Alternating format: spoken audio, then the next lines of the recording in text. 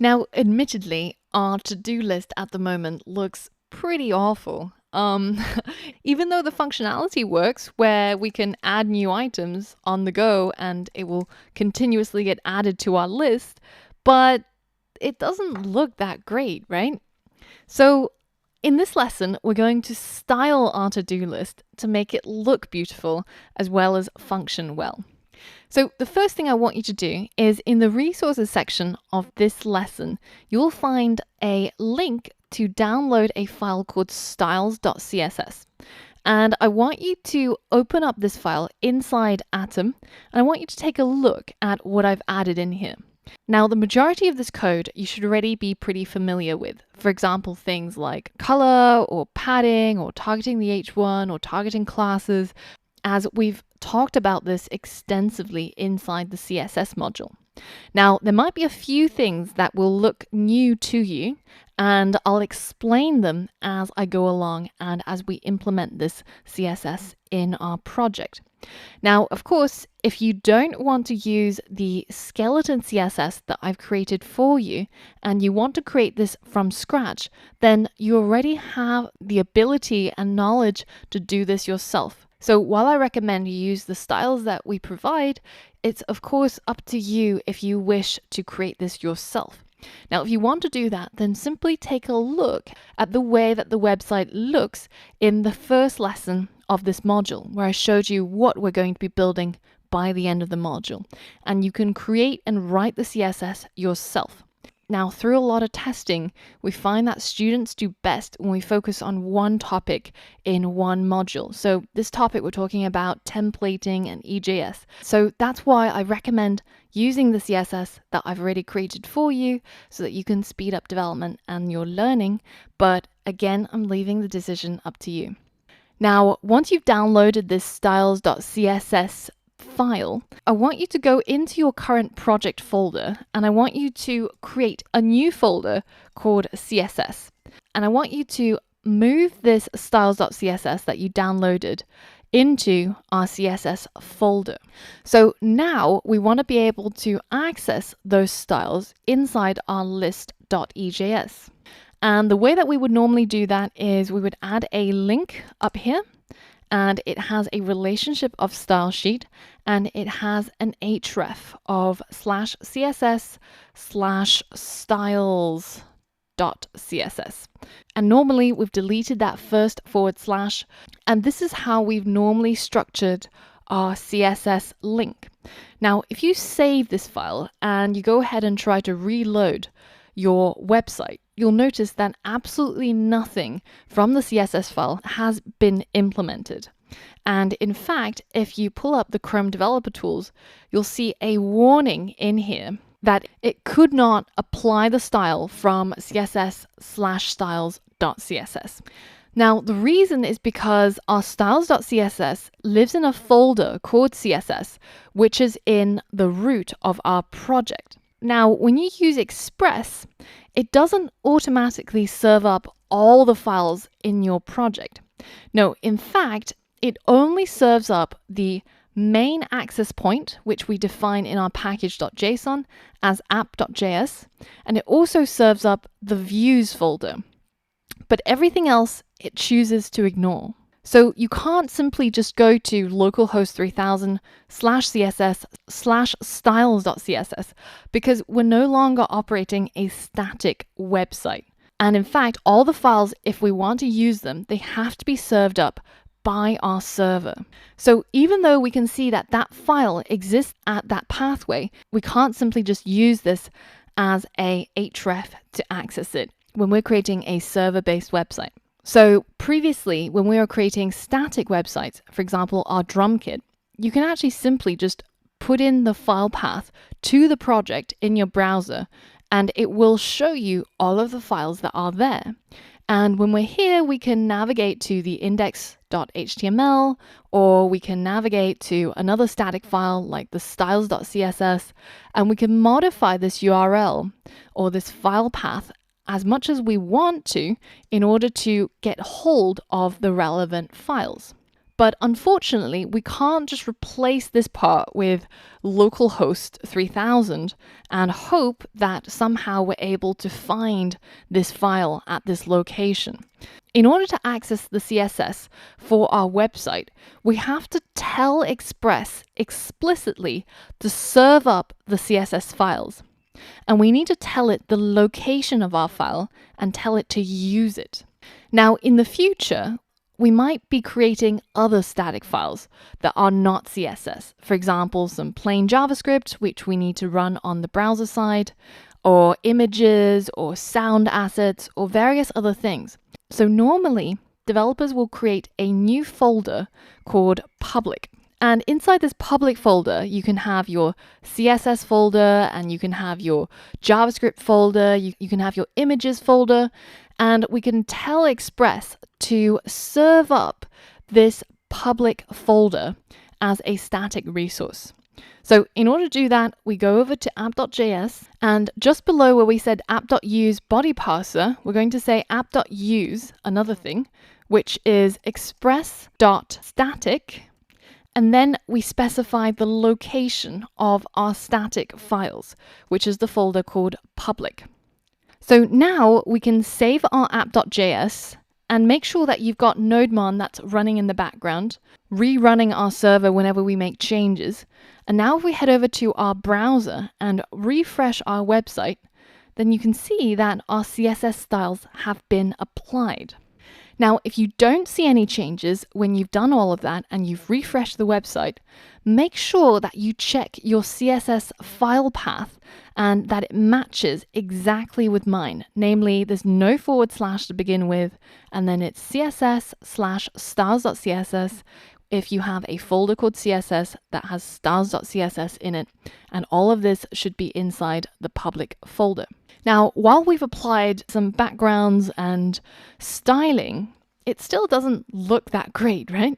And that's because inside our CSS file, we've added the styles to various classes and IDs and inputs, etc. So we have to go ahead and change our list.ejs so that we add in those divs with those classes so that we can actually get the styling that we want.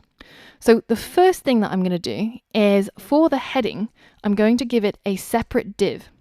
And the class of the div is going to be called box because I want to apply the CSS from this box class to give it a maximum width, to give it a margin, a background, border radius, etc.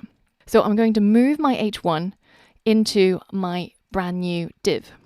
Now, this div is also going to have an ID to separate it from the other divs that have the class of box, because we're going to be reusing that class for all of our to-do list items.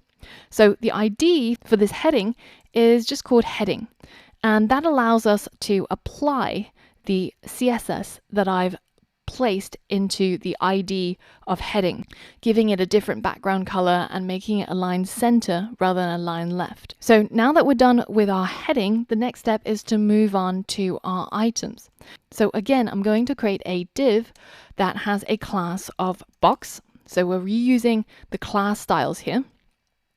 And inside that div, I'm going to move all of my items that gets generated dynamically using JavaScript and EJS. Now, instead of using ULs and LIs and having bullet points, I'm in fact going to get rid of the ULs and place each item into a div. And the div is going to have a class of item. And this will apply the CSS that is included under the class selector of item and item last child, which targets the last item, because each item has a bottom border to separate it from the previous item, other than the last one, because that's the end of our list of items. Each item is going to have its own separate div called item. And instead of having an LI, which has a bullet point, remember, I'm going to instead change it to a P element or a paragraph element. And I'm going to move it into my div. Now for the paragraph element, I've applied a margin of 0 or sides, given it some padding, changed the font size, changed the font color, etc., just to make it look quite nice. And we've gotten rid of that bullet point. Instead of having a bullet point, I'm going to add a checkbox instead. And if you remember, we can add checkboxes by creating an input with type of checkbox, and I don't need to have a value or a name. So let's just quickly beautify our HTML and we can move on to the next step. Now, our form, where we have our input and our submit button, is going to be the last item in our box. So if you click over here, you can see that this is the end of our div class box. And we want our form to be inside the box and just below the other items. So right here. And our form is also going to have a class of item, just so that we style it similarly to the other to-do list items. But it's still going to have an action of targeting the route, and also it's going to have a method equal to post. Now, the next thing is our input, and in addition to having a type as well as a name, I'm also going to add a placeholder. And this allows us to tell the user that this input is for your new items that you're going to add. And the final thing I'm going to do is I'm going to change this submit button from saying add to simply being a plus sign, so that when the user sees the button, it'll be very similar to the Google material design buttons, where you just have a round circle with a plus sign in it. So now let's hit refresh, and you can see that we've styled our to-do list. And we've done that through using just a few lines of CSS. Now, if we test out our functionality and let's just see if we're happy with the way it looks. So if I tick an item, you can see that it gets crossed out. And if I add a new item, then you can see that we get this auto suggest box, which I don't really like because nobody really needs auto suggestion for your to-do list items. So I'm going to remove that by going into the input and changing the autocomplete to off. And now if I refresh the website, you can see that it no longer gives me that autocomplete and I have a much cleaner interface. So now that we've implemented our styles into our HTML, I just want to quickly walk you through the CSS and address anything that you might not have seen before. So the first thing is this WebKit linear gradient. And this is a very simple way of creating a gradient, and you specify the degree of your gradient and you add the percentage of your different colors. So mine is going to be 50% this purple color and 50% this light whitish color. And then it's going to create a linear gradient at 45 degrees. And that is where this background comes from. Now, the next thing I want to talk about is this item : last child. So this is going to look at all the items inside a div, and then it's going to target specifically the last child item, and it's going to apply a specific style to it. The next thing is this input : checked, and that means it's going to look for an input that is in a checked state. So that means when we've ticked a checkbox, and the plus P, if you take a look at the reference, the plus sign means that it selects all the elements that come at the end of the plus and that are placed immediately after the beginning of the selector. So in this case, we're targeting all of the paragraph elements that come after checked inputs. And this allows us to apply this nice little purple line to our paragraphs when we change the checkbox to the checked state. Now, the next thing you might not have seen is this type of selector, which is where we use an input and then we have these square brackets.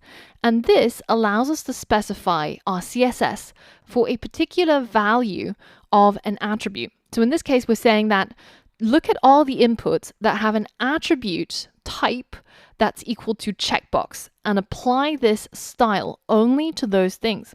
So because currently in our file, we have both an input that are checkboxes as well as inputs which are text inputs. So if we wanted to apply that style to only the checkboxes, then this is one way of doing it.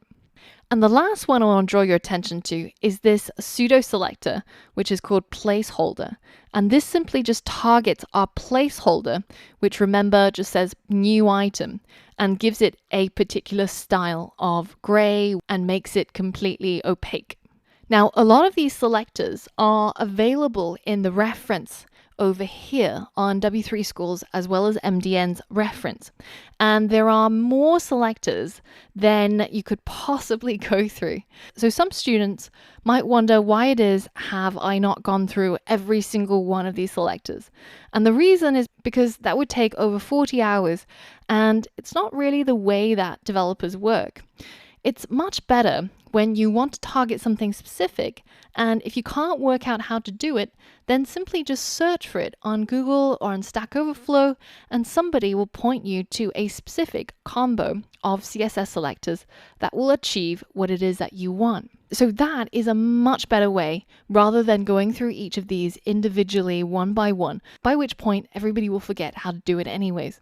So don't worry if these look new or unfamiliar, as long as you can find out how they work and how to use it. And in the future, when you want to select something specific and you can't figure out how to do it, then remember that the references and Stack Overflow is always there for you. Now, in the next lesson, I want to talk about EJS layouts. So another way of templating, essentially, but approaching it slightly differently. So for all of that and more, I'll see you on the next lesson.